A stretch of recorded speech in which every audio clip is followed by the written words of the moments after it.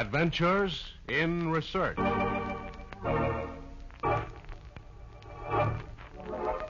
This is Paul Shannon bringing you another transcribed story of science by Dr. Phillips Thomas, research engineer of the Westinghouse Research Laboratories. And today it is the story of a scientific detective and how he trapped the demon of Devonshire.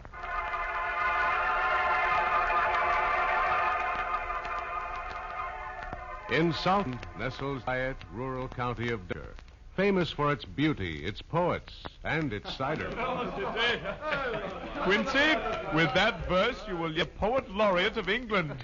Right, quite right. A happier wedding ode has never been recited at all the wedding parties of Devonshire. Fill up the mug, will you, Parker? Righto.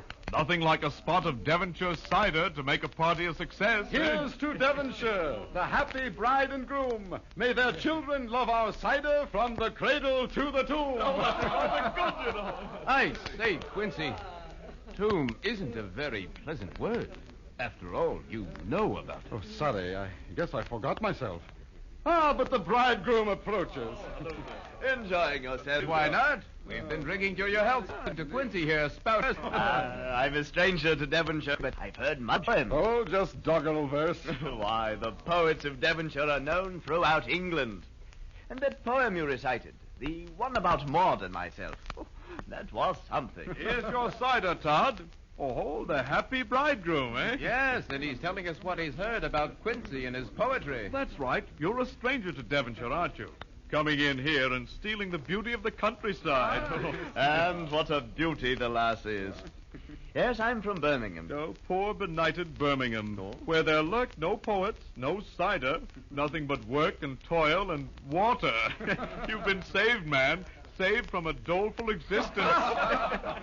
Well, I'm sure Devonshire is going to suit me. In the words of our great poet laureate, myself, if you and wife should quarrel and fight, and you find you can't abide her, live on in peaceful Devonshire and turn your love to cider. Oh, I say, Quincy, is that a new one? And where is Maud? We must drink a toast to the bride, you know. Oh, she's upstairs, I believe.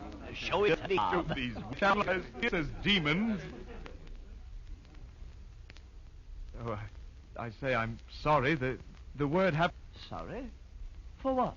Nothing. Forgive me. I had no intention of... What's going on here?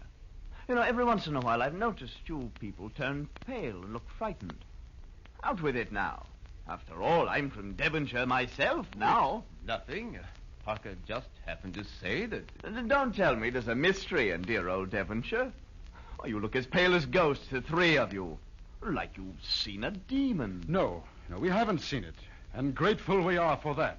What? There isn't a... No one knows. The people are slipping away. There are deaths and illnesses. Hardly a day passes but what someone doesn't come down with the colic or palsy. It's an evil spirit. A curse, mayhap. Someone has laid a curse on Devonshire. And where once we had beauty and quiet, now we have only death and a demon. Pshaw, an old wives' tale. Here, drink up your cider. And let the bridegroom propose a toast to the most beautiful daughter in all Devonshire. The girl, my Maud, who is... Oh, come quick. It's Maud. She's frightful sick. It's the colic. The demons of Devonshire.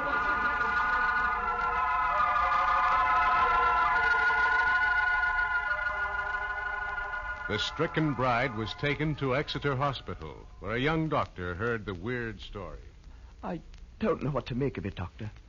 She acted a bit giddy today, but what with the marriage and the excitement and all, I thought it's it was... colic, right enough, and serious.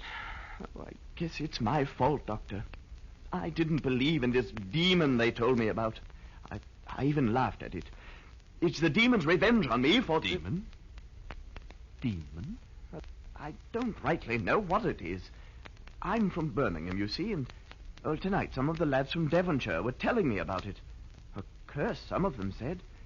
People being sick from the colic. I've heard of the Devonshire colic. It's becoming almost as famous as Devonshire cider and Devonshire poems. Then you've heard about the demon? No, I haven't. I'm from London, just down here for a rest. Happened to be here at Exeter when your bride was brought in. I shouldn't have laughed at it.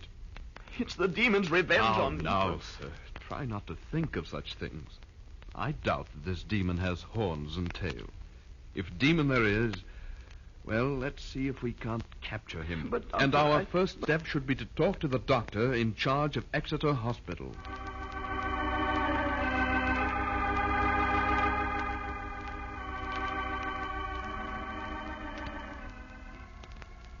Ah, yes.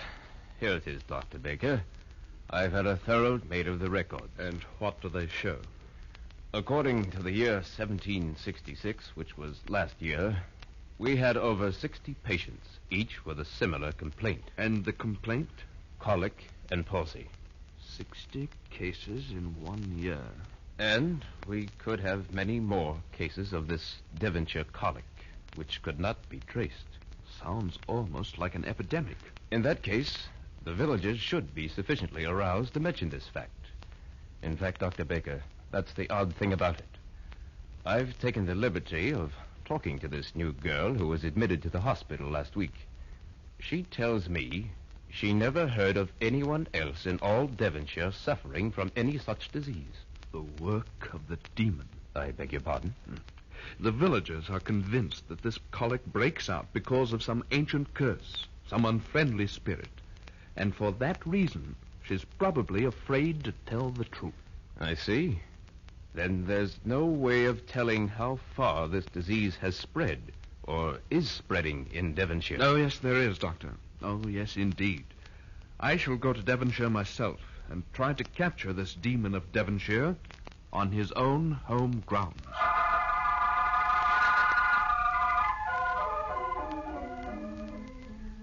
Dr. Baker, now that you mention it, 2 of my young uns have been bedded by it. Pains in the stomach and shakings and tremblings. I see. And I remarked to my husband, a God-fearing man, Doctor, 'tis the demon that's loose again. And I fear there'll be no rest until the demon has slaked his thirst. Well, as to that, Mistress... Trent, if you please, Doctor. Trent. Aye, he's stalking the pathways of Devonshire, prowling for revenge. And there's little that's happy in this village, and never will be until the demon... Mistress Trent, I thank you for your information.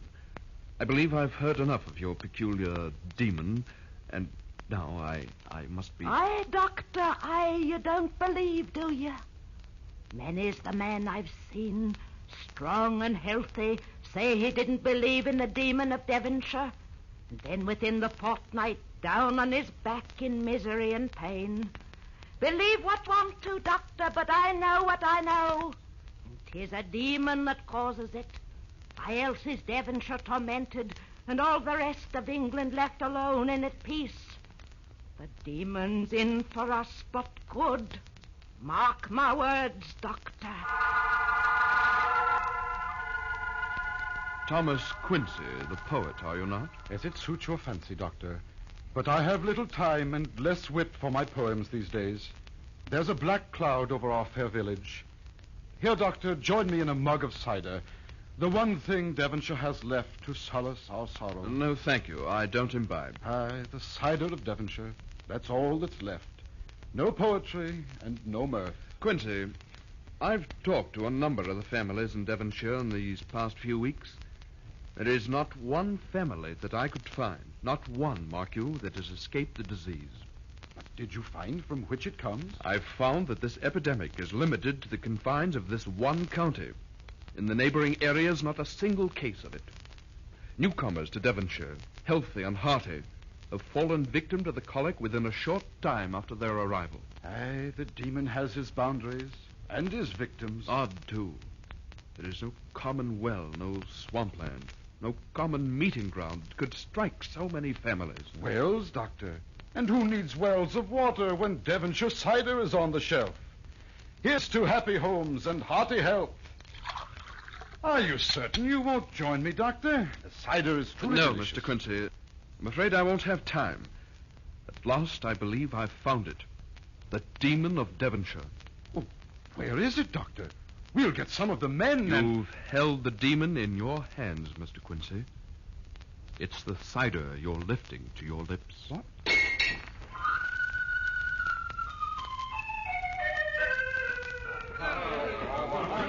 No. Quiet, everyone. Quiet. You'll soon find out why we're here. The other gentleman on the platform, I guess you've all met him. He's been in Devonshire nigh on to a month now. Dr. Baker from London. He asked me to call this meeting of all of you because he thinks, he says he knows what's been causing all of our ills. It's the demon, that's why. No. Quiet. Doctor, you want to say or say? I was touring hospitals in southwestern England when I chanced to be at Exeter Hospital when a girl from your village, Maud Hatherley, was brought in, suffering from a malady much like colic and palsy. You all know Maud. Most of you were at her wedding party. She wasn't the first victim of this epidemic. Curious about it, I came to Devonshire and talked with most of you. I found out that not one home has been spared this disease, that at least one in every family has succumbed to this Devonshire colic. Devonshire demon is more like it. Let the doctor say. Oddly enough, the villagers outside Devonshire have not suffered at all.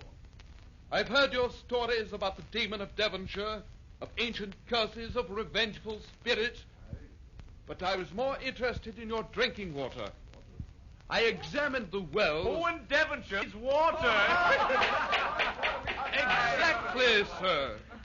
Your water seems unpolluted, but the real culprit, the demon itself, is that other fluid all in Devonshire drink. It's your cider that is causing the epidemic. Now, see here, Doctor. Say what you want about us, but nary one word against our cider. 'Tis the best cider in all England, I'll have you know. Our children are raised on it into fine health. Not so fine nor so healthy, Lord Mayor. As for the demon being the cider, why, we're proud of our cider here, Doctor. We take pains and pride with it. We choose our ingredients with care, and we make it with care. And we store it in big leaden casks to age it. Leaden casks? Aye, sir. And I defy you to prove that our cider causes this illness. I didn't know for sure what it was until now. Gentlemen, your demon of Devonshire isn't an evil spirit. It isn't even colic or palsy. What your loved ones are suffering from and have suffered from is lead poisoning.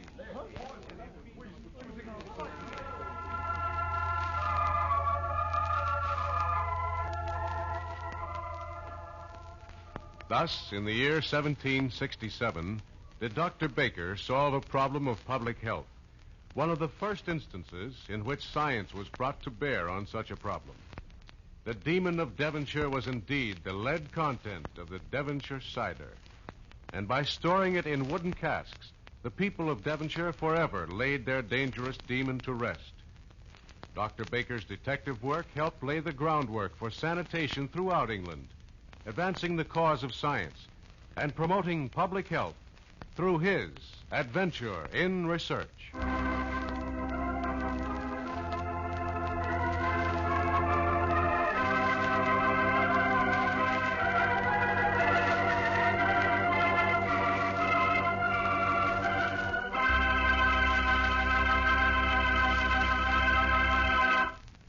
And that's today's story by Dr. Phillips Thomas, research engineer of the Westinghouse Research Laboratories. Join us again next week for another transcribed story by Dr. Thomas on Adventures in Research.